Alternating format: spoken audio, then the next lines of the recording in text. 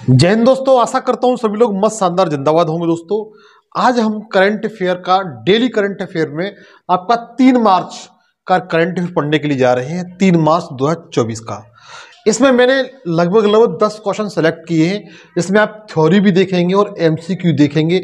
आप किसी भी प्रतियोगी परीक्षा की तैयारी कर रहे हो, चाहे आप यूपीसीएस की तैयारी कर रहे हो, एसएससी की तैयारी कर रहे हो, पुलिस की तैयारी कर रहे हो, अतः यह सेशन आपके लिए बहुत ही महत्वपूर्ण होने के लिए जा रहा है। डेली मैं आपको करंट अफेयर इसी सेशन में पढ़ाता हूं। चाहो तो आप इस सेशन को सबसे पहले सब्सक्राइब कर सकते हैं और घंटी बजाकर ऑल पे सिलेक्ट कर लेना, ताकि मैं डेली करंट अफेयर आपको प्रतिदिन प्राप्त हो सके। तो यह 10 क्वेश्चन आपके लिए बहुत महत्वपूर्ण होंगे।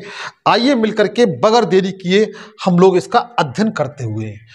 मैंने फिर एक बार पुनः कहूँगा, चैनल पर नहीं हो तो प्लीज़ सब्सक्राइब जरूर कर लीजिए। इस प्लेटफार्म पर मैं जीएस के सारे विषय बिल्कुल फ्री पढ़ाता हूँ। करंट अफेयर जिसमें आपकी daily current affair, weekly current affair और मंथली करंट अफेयर और मैराथन क्लास करंट अफेयर की सारी आपको अवेलेबल मिलती रहेंगी।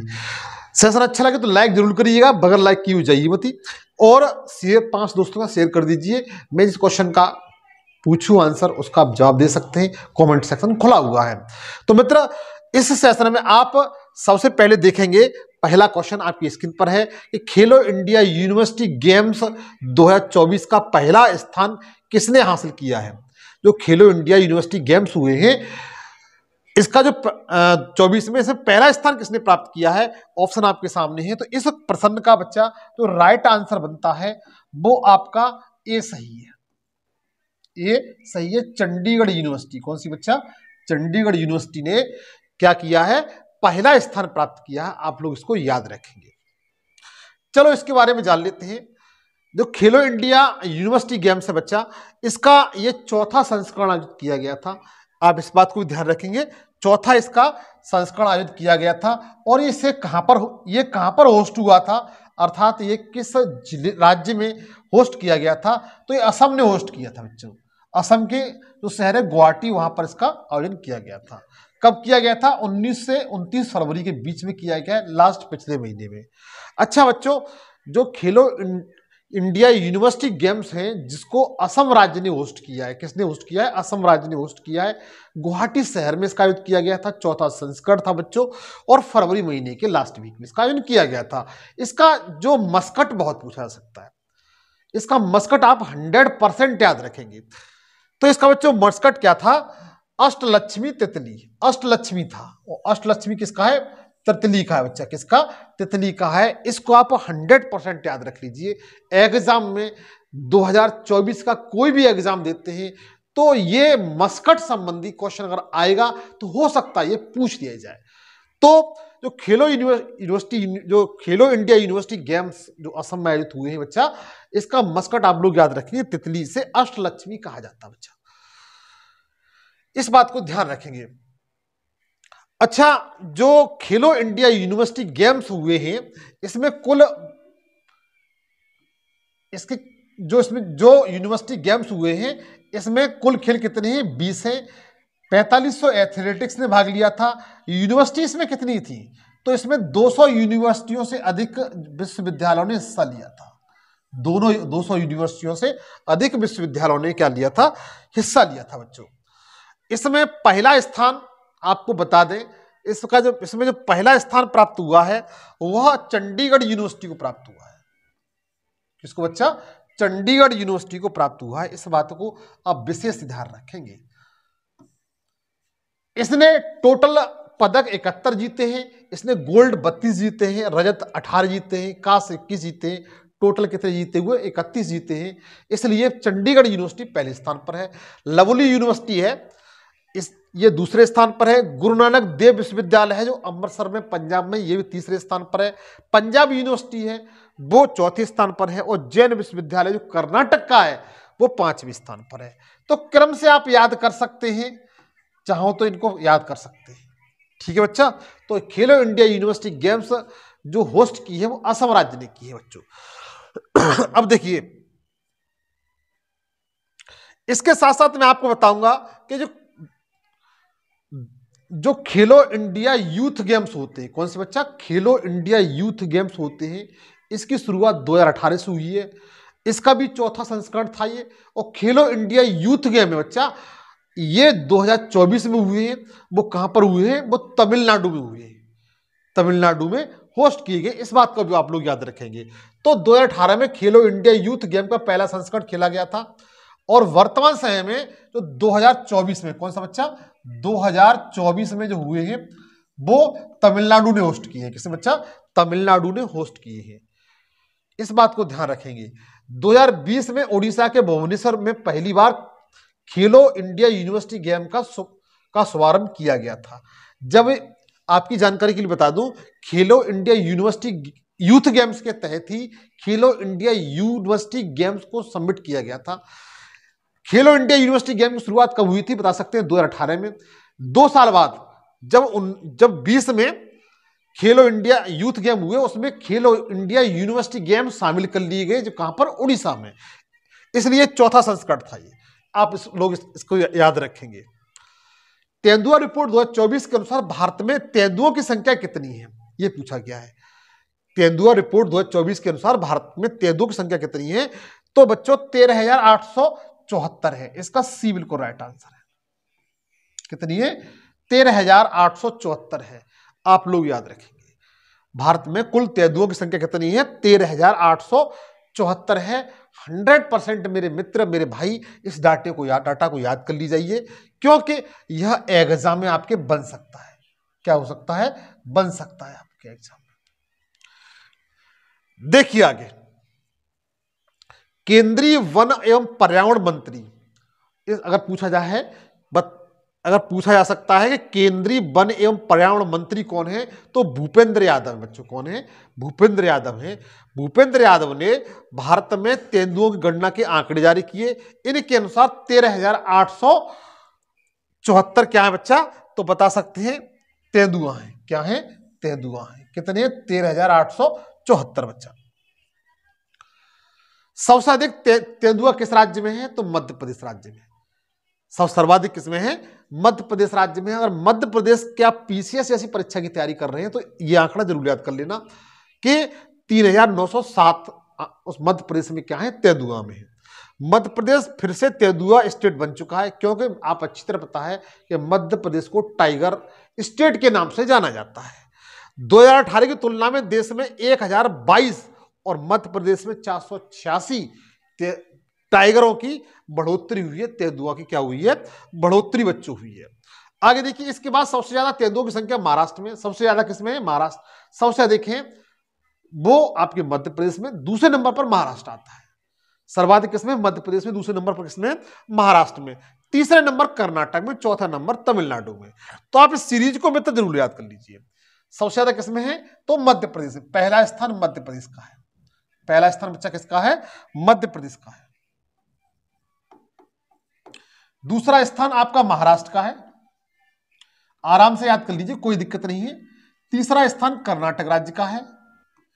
चौथा स्थान तमिलनाडु राज्य का है। अर्थात यह सीरीज है, आप इसको याद कर सकते हैं। देश में सबसे कम तेंदुआ किस राज्य में है? तो बता सकते हैं अरुणाचल प्रदेश में। किस बच्चा? अरुणाचल प्रदेश में सबसे कम तेंदुआ है। यहां 42 है केवल। कितने हैं? 42 है। इस बात को भी ध्यान रखेंगे। इस बात को भी आप लोग याद रखें। ये थोड़ी लिस्ट दी हुई है, चाहो तो आप इसका स्क्रीनशॉट ले सकते हैं, न कोई बात नहीं है बच्चा। उत्तर प्रदेश वाले याद रखेंगे। उत्तर प्रदेश के आप किसी भी प्रतियोगी परीक्षा की तैयारी कर रहे हैं तो उत्तर प्रदेश है। इसमें तेंदुओं की संख्या कितनी है? तो बता सकते हैं 371 है बच्चा। कितनी है? 371। उत्तर प्रदेश में 2024 की रिपोर्ट के अनुसार देखा जाए तो तेंदुओं की संख्या कितनी है? 371 है। आप लोग याद रखिए, हो सकता है पूछ ली जाए पीसीएस ऐसी परीक्षा बच्चा। आगे देखिएगा, कुछ महत्वपूर्ण भारत की वन्य जीव संरक्षण योजना है जो इस प्रकार है, परीक्षा में पूछी गई है, तो आप लोग बता दीजिएगा। अगर पूछा जाता है कस्तूरी मृग परियोजना कब शुरू की गई थी? जो कस्तूरी मृग परियोजना है मित्र मेरे, वो कब शुरू की गई थी? तो बताइएगा। ये 1970 में शुरू की गई थी। कौन सी? कस्तूरी मृग। एक कस्तूरी मृग होता है इस टाइप का, ये मृग है। इसके लिए परियोजना 1970 में शुरू की गई थी। उसके बाद हंगुल प्रोजेक्ट, हंगुल प्रोजेक्ट ये कब शुरू किया गया था? तो 1970 में किया गया था, जब कस्तूरी मृग परियोजना शुरू की गई उसी समय हंगुल प्रोजेक्ट शुरू किया गया था। उसके बाद गिर सिंह परियोजना, गिरी गिरी राष्ट्रीय उद्यान कहां पाया जाता है? गुजरात में बच्चा। और यहां पर जंगली गधे पाए जाते हैं और यहां पर बब्बर शेर पाया जाता है, मूंछों वाला शेर पाया जाता है गिर राष्ट्रीय उद्यान बच्चा। तो गिर सिंह परियोजना कब शुरू की गई थी? तो बता सकते हैं 1972 में। बांग परियोजना, इसे टाइगर प्रोजेक्ट बोलते हैं। क्या बोलते हैं बच्चों? टाइगर प्रोजेक्ट या बांग परियोजना कब शुरू की गई? तो 1973 की गई थी। आप लोग इस फैक्ट को 100% याद कर लें। अति महत्वपूर्ण क्वेश्चन है, बांग परियोजना टाइगर प्रोजेक्ट कब शुरू किया गया था? तो 1973 में शुरू किया गया था। इस बात को याद रखेंगे। लेकिन शेर परियोजना, शेर गिर परियोजना कब शुरू की गई थी? 1972 में शुरू की गई थी। आगे देखिएगा, आगे ये स्लाइड बहुत महत्वपूर्ण है। कछुआ संरक्षण परियोजना कब शुरू की गई थी? कछुआ संरक्षण परियोजना कब शुरू की गई थी? तो 1975 में शुरू की गई। कब बच्चा? 1975 में शुरू की गई थी। तो टाइगर प्रोजेक्ट शुरू किया गया था उसके 2 साल बाद बच्चा। गेंडा परियोजना कब शुरू की गई थी? गेंडा परियोजना कहां? अच्छा, आप इसमें क्वेश्चन पूछता हूं, कछुआ प्रजनन केंद्र कहां पर स्थापित किया गया है? कछुआ प्रजनन केंद्र कहां पर स्थापित किया गया, किस राज्य में? ऑप्शन आपके सामने है, उड़ीसा, आंध्र प्रदेश, कर्नाटक और तमिलनाडु। 4 ऑप्शन है, आप बताइएगा। तब तक गैंडा परियोजना के बारे में बताता हूं कि जो गैंडा परियोजना है कब शुरू की गई है? 1987 में। टाइगर प्रोजेक्ट आप भूलेंगे नहीं, कब शुरू किया गया है? 1973 में। कब किया गया है? 1973 में। गैंडा परियोजना 1987 में, कछुआ प्रजनन संरक्षण केंद्र 1975 में शुरू की गई है। अच्छा, हाथी परियोजना याद रखना। हाथी परियोजना जो एलिफेंट प्रोजेक्ट है, ये कब शुरू किया गया है? तो 1992 में। जिसको आप 100% याद कर ली जाएं, एक टाइगर प्रोजेक्ट को और एलिफेंट प्रोजेक्ट को आप लोग याद कर ली जाएं। उसके बाद लाल पांडा परियोजना, लाल पांडा परियोजना इंपोर्टेंट है। अगर क्वेश्चन आ जाए तो अच्छे लोग नहीं कर पाएंगे, वही कर पाएंगे जिनको सिलेक्शन लेना है। तो पांडा परियोजना याद कर लेना मेरे मित्र, हो सकता है परीक्षा में पूछ लीजिए। 1996 में शुरू की गई है। कब शुरू की गई है? 1996 से शुरू की गई है। उसके बाद गिद्ध संरक्षण प्रोजेक्ट, ये कब शुरू किया गया है? तो वर्ष 2006 में शुरू किया गया है। गिद्ध अपने पतन के कगार पे हैं, विलुप्त होने के कगार पे हैं। सरकार द्वारा इनके लिए प्रोजेक्ट शुरू किया गया था। कब शुरू किया गया था? 2006 में शुरू किया गया था। आपको यह बताना, गिद्ध संरक्षण केंद्र भारत सरकार ने कहां पर स्थापित किया है, किस राज्य में है, आपको यह भी बताना है। स्लाइड बहुत महत्वपूर्ण है, चाहो तो मित्र आप इसका स्क्रीनशॉट ले सकते हैं। आगे देखिए, एनएसजी के महानिदेशक का अतिरिक्त कार्यभार किसने संभाला है? सीधी बात है, क्वेश्चन ये दिया हुआ है कि एनएसजी के महानिदेशक का अतिरिक्त जो कार्यभार है बच्चा, वो किसने संभाला है? तो दलजीत सिंह चौधरी ने संभाला है। डी इसका बिल्कुल राइट आंसर है। किसने संभाला है मित्र? दलजीत सिंह चौधरी ने संभाला है। डी इस क्वेश्चन का क्या है? राइट आंसर है। आगे देखिएगा, ये हैं आपके दलजीत सिंह, आईपीएस रैंक के अधिकारी हैं और एसएससी बल के महानिदेशक के अलावा एनएसजी के ये क्या बना है, इन्होंने क्या संभाला है? कार्यभार संभाला है। आप अच्छी तरह जानते हैं कि दलजीत सिंह चौधरी ने एम.ए. गणपति का क्या लिया है? स्थान लिया है। ध्यान रखना आप लोग। अब हम लोग क्या करते हैं, जो राष्ट्रीय सुरक्षा गार्ड है, एनएसयू क्या कहते हैं? राष्ट्रीय सुरक्षा गार्ड, इसके बारे में थोड़ा सा जान लेते हैं। जो एनएसयू बच्चा, ये भारत की एक आतंकवादी विरोधी इकाई है। सबसे पहली बात, इसकी स्थापना, एनएसयू की स्थापना 16 अक्टूबर 1984 की गई थी। इस बात को ध्यान रखना। एनएसजी है, जैसे नेशनल सिक्योरिटी गार्ड कहते हैं, एनएसजी को राष्ट्रीय सुरक्षा गार्ड कहा जाता है। ये आतंकवाद विरोधी इकाई है। इसकी स्थापना 16 अक्टूबर 1984 की गई थी। यह होम मिनिस्ट्री के तहत काम करता है, गृह मंत्रालय के अधीन ही आता है। गृह मंत्रालय के तहत एनएसजी कार्य करता है। इस बात को आप लोग याद रखिएगा। अब देखिए, जो अर्धसैनिक हैं, अर्धसैनिक हैं के जो चीफ है वो कौन कौन से हैं? भारत में जो अर्धसैनिक हैं उनके चीफ कौन कौन से हैं? जैसे अभी मैंने बताया, एसएसबी के और एनएसजी के, एसएसबी, एसएसबी और एनएसजी, नेशनल सिक्योरिटी गार्ड, इसके महानिदेशक कौन है? तो दलजीत सिंह चौधरी है। कौन है बच्चा? दलजीत सिंह चौधरी है, जो मैंने आपको बताया अभी। और बीएसएफ के, बॉर्डर सिक्योरिटी फोर्स के महानिदेशक कौन है? तो बताइए, नितिन अग्रवाल जी हैं। सीआरपीएफ के, सेंट्रल रिजर्व पुलिस फोर्स के तो महानिदेशक कौन है? तो अनीश दयाल सिंह है बच्चा, फैक्ट को याद कर लीजिए। उसके बाद सीआईएसएफ के, सीआईएसएफ के कौन है महानिदेशक? नीना सिंह है बच्चों। कौन है? नीना सिंह। और नीना सिंह बच्चों महिला है ये, ठीक है, आप लोग याद रखिए बच्चा। चाहो तो इस स्लाइड का आप स्क्रीनशॉट ले सकते हैं। एक बात आपसे कहूंगा, मेरा टेलीग्राम, उसका नाम एम एजुकेशन सफर है, आप उसे जाके ज्वाइन कर लें, यहां पर उसकी पीडीएफ भी मिल जाएगी आपको। आगे देखिए, फिर वही एसपीजी के महानिदेशक कौन है? तो आलोक शर्मा है बच्चा, याद रखिए। किसके? एसपीजी के। और आईटीबीपी के कौन है? तो राहुल रसगोत्रा है महानिदेशक बच्चा। एनसीसी के, जैसे नेशनल क्रेडिट कोर कहते हैं, इसके महानिदेशक कौन है? तो गुरबीर पाल सिंह है, जो 34वें नंबर के हैं बच्चा। अगला है आईसीजी के, आईसीजी कौन है? राकेश पाल है, आप लोग याद रखिएगा। और एनडीआरएफ, ये प्राकृतिक आपदा संबंधी राहत पहुंचाने वाली जिस सेना है, अर्थ सेना है एनडीआरएफ, इसके महानिदेशक कौन है? अतुल करवाल है बच्चा। आप इसका स्क्रीनशॉट भी ले सकते हैं। आगे देखिए, सिंदरी फर्टिलाइजर प्लांट का उद्घाटन किस राज्य में किया गया है? सिंदरी फर्टिलाइजर प्लांट का उद्घाटन किस राज्य में किया गया है? तो बता सकते हैं कि यह झारखंड राज्य में किया गया है। सी ऑप्शन की ओर जाएंगे, झारखंड राज्य में किया गया है बच्चा। किस राज्य में? झारखंड राज्य में किया गया है। मोदी जी ने झारखंड के धनबाद में सिंदरी फर्टिलाइजर प्लांट का उद्घाटन किया है, और ये इतने करोड़ रुपए की लागत से लगाया गया है। 2018 में इस फर्टिलाइजर प्लांट का शिलान्यास किया था, आधारशिला रखी थी बच्चा।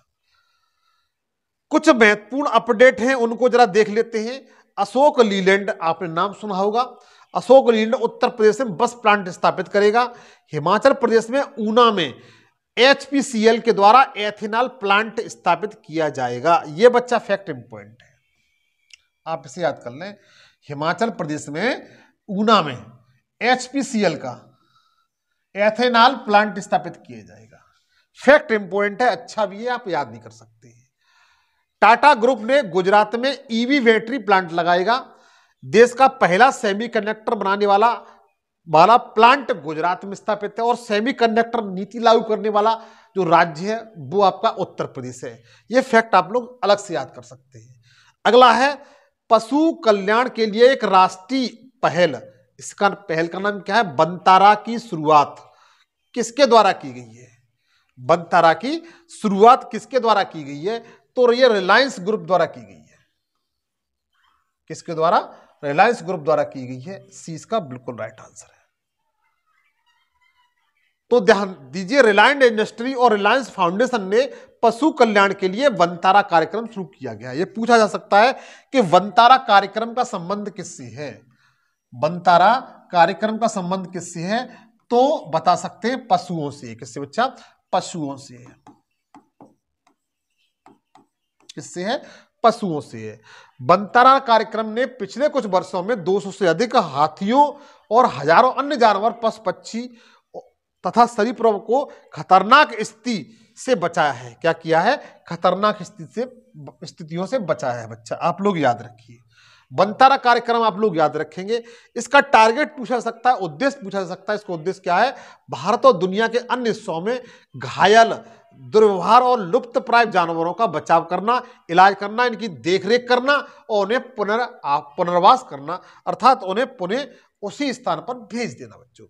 पशु कल्याण से संबंधित कुछ महत्वपूर्ण तथ्य हैं, कुछ महत्वपूर्ण परियोजनाएं जो आप देख लीजिए। सबसे पहले भारतीय संविधान का अनुच्छेद 51(g) में भारतीय नागरिक को जंगलों, झील, नदियों, वन्यजीवों सहित प्राकृतिक पर्यावरण की रक्षा संवर्धन का आदेश को अलग से याद कर सकते हैं।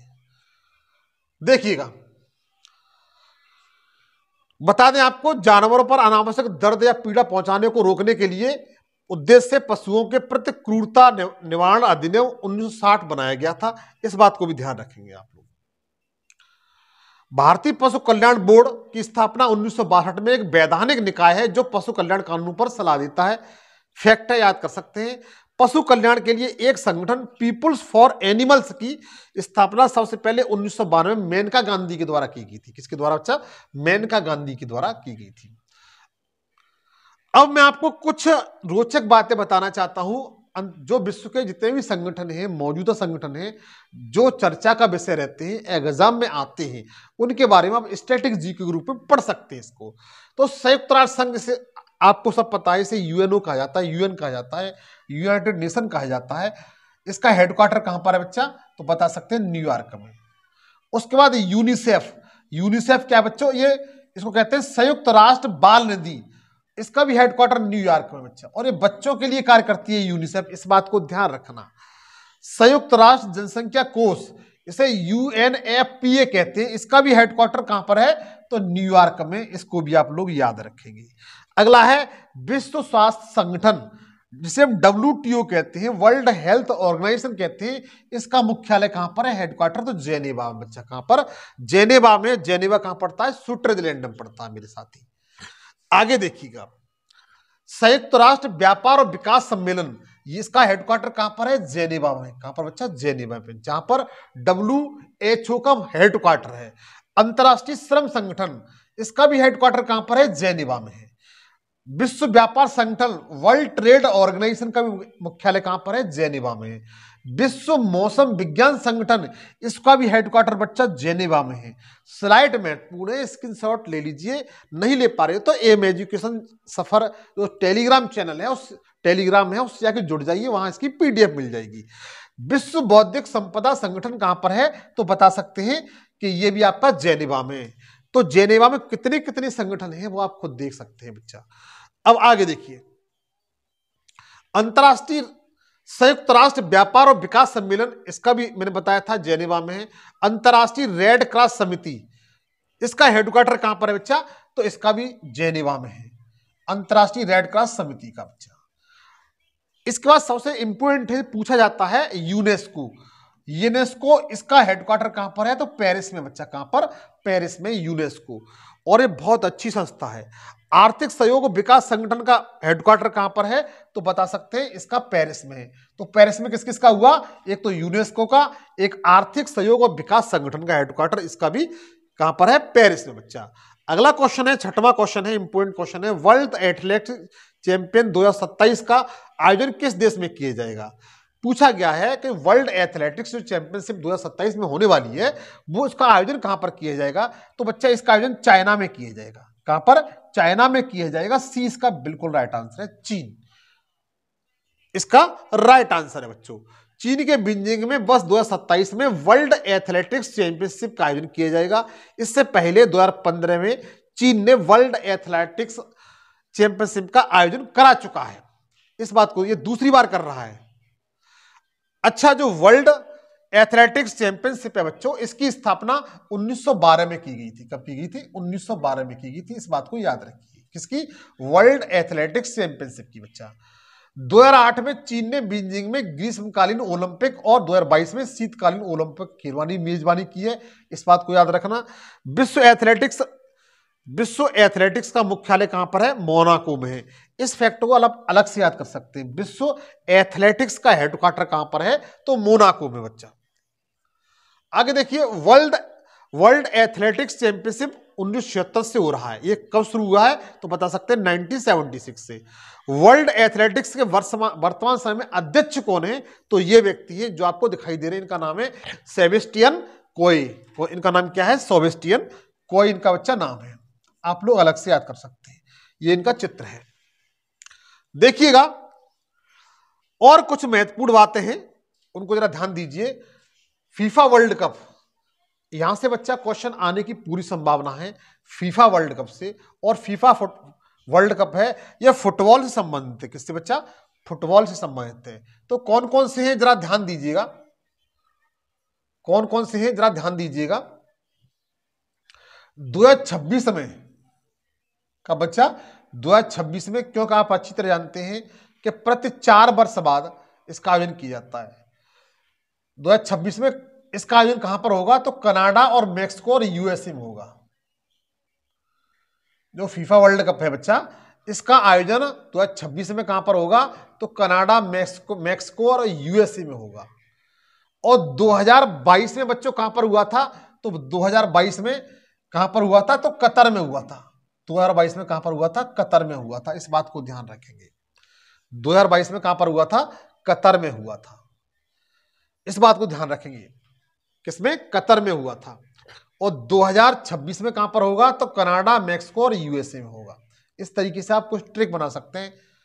CUM से बोल सकते हैं। क्या कह सकते हैं? CUM। अच्छा, क्रिकेट विश्व कप से संबंध देख लेते हैं। क्रिकेट विश्व कप 2027 में होगा, 2024 में हुआ, 23 में हुआ है। 2027 में कहां पर होगा? तो दक्षिण अफ्रीका में, नामीबिया में और जिम्बाब्वे में। इस तरीके से आप इनकी डेट याद कर सकते हैं, इनके देश याद कर सकते हैं। 2027 में जो world cup, cricket world cup होगा, वो कहां पर होस्ट किया जाएगा? दक्षिण अफ्रीका, नामीबिया और जिम्बाब्वे। तीनों देशों को आप गहनता से याद कर लें। दक्षिण अफ्रीका, नामीबिया और जिम्बाब्वे। अच्छा, T20 क्रिकेट विश्व कप कहां पर हुआ है? होगा 2024 में वेस्ट इंडीज और अमेरिका में। ये इस साल होने के लिए जा रहा है, इसलिए इसको आप 100% याद कर लें। T20 क्रिकेट विश्व कप आयोजन 2024 में होने के लिए जा रहा है, वेस्ट इंडीज और अमेरिका में बच्चा। इसको आप लोग याद रखिए। 7वां क्वेश्चन है, विश्व में सबसे कम प्रजनन दर वाला देश कौन सा है? अर्थात ऐसा कौन सा देश है जिसकी प्रजनन दर मतलब सबसे कम है? तो इस क्वेश्चन का आंसर कौन सा है? दक्षिणी कोरिया। कौन सा बच्चा? दक्षिणी कोरिया इसका बिल्कुल राइट आंसर है। विश्व का दक्षिणी कोरिया ऐसा देश है जहां की सबसे कम प्रजनन दर है बच्चा। देखिएगा, दक्षिणी कोरिया की प्रजनन दर पहले से ही दुनिया में सबसे कम है। 2023 में भी दक्षिणी कोरिया की प्रजनन दर में गिरावट दर्ज की गई है। ठीक बच्चा, यहां पर कम बच्चे पैदा होते हैं, यहां पर कम बच्चे पैदा होते हैं। और यही कंडीशन लगभग उत्तरी कोरिया की है। यही कंडीशन लगभग उत्तरी कोरिया की। अच्छा, जब भारत की बात की जाए, 2024 में भारत की प्रजनन दर कितनी है? 2.122 प्रति जन्म प्रति महिला है बच्चा। ठीक है, मतलब एक महिला इतने बच्चों को जन्म देती है। एक एवरेज निकाला जाता है कि एक महिला है वो लगभग इतने बच्चों को क्या करती है? जन्म देती है। कितने बच्चों को? भारत में 2.122। इस फैक्ट को आप लोग याद कर लेना बच्चा, इस फैक्ट को याद कर लेना। इंडिया की तरफ से पूछा जा सकता है ये वाला। ये 2024 की रिपोर्ट है बच्चा। आगे देखिएगा, प्रति महिला लगभग 7 बच्चों को प्रजनन दर के साथ नाइजीरिया दुनिया में सबसे अधिक प्रजनन दर वाला देश है। इसके बाद माली का स्थान आता है। देखिए, सबसे अधिक प्रजनन दर किसकी है? तो बता सकते हैं नाइजीरिया की है सबसे अधिक। और सबसे कम किसकी है? तो दक्षिणी कोरिया की। किसकी बच्चा? दक्षिणी कोरिया की। दोनों बातों को आप लोग याद रखेंगे। अब देखिए, दक्षिणी कोरिया के बारे में थोड़ा सा कुछ जान लेते हैं। यह पूर्वी एशिया का में एक देश है। यह पूर्वी एशिया में एक देश है जिसकी राजधानी कौन सी है? सियोल है। दक्षिणी कोरिया की राजधानी कौन सी है बच्चा? सियोल। और उत्तरी कोरिया की राजधानी कौन सी है? प्योंगयांग। यहां पर राष्ट्रपति कौन है? तो बता सकते हैं सुक येओल है। यहां कौन है बच्चा? राष्ट्रपति। प्रधानमंत्री कौन है? हान डक सू है। और यहां की मुद्रा क्या है? वॉन। दक्षिणी कोरिया की मुद्रा कौन सी बच्चा? वॉन है, ध्यान रखना, वॉन। ये पूछी गई है मुद्रा दक्षिणी कोरिया की। और ये किसमें? प्रशांत महासागर में स्थित है। अगला क्वेश्चन है, विश्व समुद्री घास दिवस 2024 कब मनाया गया? विश्व समुद्री घास दिवस 2024 कब मनाया गया? तो बता सकते हैं 1 मार्च को मनाया जाता है। कब मनाया जाता है? 1 मार्च को सेलिब्रेट किया जाता है। आप लोग याद रखना, विश्व समुद्र में जो घास होती है, उस जहां पर शैवाल उत्पन्न हो जाते हैं, विश्व समुद्री घास दिवस कब मनाया जाता है? 1 मार्च को मनाया जाता है बच्चों। आप लोग याद रखिए, प्रतिवर्ष 1 मार्च को विश्व समुद्री घास दिवस के रूप मनाया जाता है। अच्छा, इसकी थीम 2024 में क्या है? इसकी थीम 2024 में क्या है? तो बता सकते हैं स्वस्थ समुद्री घास, स्वस्थ गृह। ये बच्चों इसकी थीम है, हो सकता है पूछ लीजिए। स्वस्थ समुद्री घास स्वस्थ ग्रह इसकी थीम है 2024 की बच्चा। समुद्री घास के पौधे समुद्र के करीब रहते हैं। आप लोग इस बात को ध्यान रखना, इसकी थीम को 100% याद कर लीजिए। दुनिया में समुद्री घास की 60 से अधिक प्रजातियां हैं। सर्वश्रेष्ठ कार्बन सिंक के रूप में कार्य करती है। इस दिवस को हम लोग 1 मार्च है, इसको 2022 से संयुक्त राष्ट्र महासभा के द्वारा घोषित किए, तब से इसको सेलिब्रेट करते हुए चले आ रहे हैं बच्चा। अब देखिए यहां से क्वेश्चन आते हैं, ज्योग्राफी तरीके से पूछा जा सकता है कि जो घास के मैदान हैं उनको किन किन कॉन्टिनेंटल में किस किस नाम से जाना जाता है। जैसे अगर प्रेयरी की बात की जाए, जो प्रेयरी है, जो शीतोष्ण घास का मैदान है, उसे ये कहां पाया जाता है? अमेरिका में पाया जाता है। तो अमेरिका में जो घास के मैदानों को क्या कहा जाता है बच्चा? प्रेयरी कहा जाता है, इस बात ध्यान रखना। जबकि दक्षिणी अमेरिका में, और दक्षिणी अमेरिका में एक देश है अर्जेंटीना, वहां पर शीतोष्ण घास के मैदानों को क्या कहा जाता है? पंपास कहा जाता है। आप इस तरीके से याद रख सकते हैं।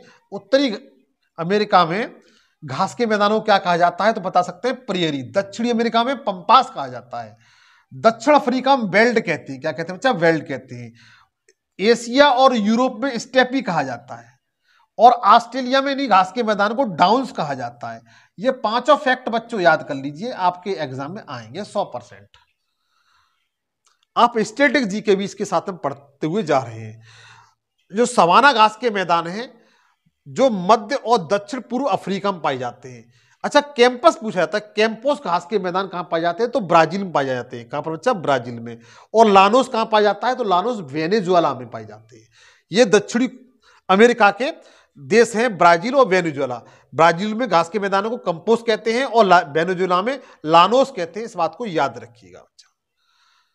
इसके बाद मार्च से संबंध कुछ दिवस सेलिब्रेट किए जाते हैं, उनको जरा देखिए। जैसे 16 मार्च को हम लोग क्या मनाते हैं? तो 16 मार्च को राष्ट्रीय टीकाकरण दिवस के रूप में मनाते हैं। इंपॉर्टेंट है, पूछा जा सकता है। 20 मार्च को क्या सेलिब्रेट करते हैं? तो अंतर्राष्ट्रीय प्रसन्नता दिवस के रूप में हम लोग सेलिब्रेट करते हैं। इंटरनेशनल डे ऑफ हैप्पीनेस के रूप में 20 मार्च को सेलिब्रेट किया जाता है। अगला है विश्व गौरैया दिवस, 20 मार्च को सेलिब्रेट किया जाता है। बच्चों, ये इंपॉर्टेंट है। विश्व गौरैया दिवस, जो गौरैया जो चिड़िया है विलुप्त होने के कगार पे है, बचपन में आपने भी बहुत पकड़ी होंगी ये। तो 20 मार्च को हम लोग क्या करते हैं? विश्व गौरैया दिवस के रूप में सेलिब्रेट करते हैं। 21 मार्च को विश्व वानिकी दिवस के रूप में सेलिब्रेट करते हैं। इंपॉर्टेंट फैक्ट है, पर्यावरण संबंधित है, याद कर लीजिए।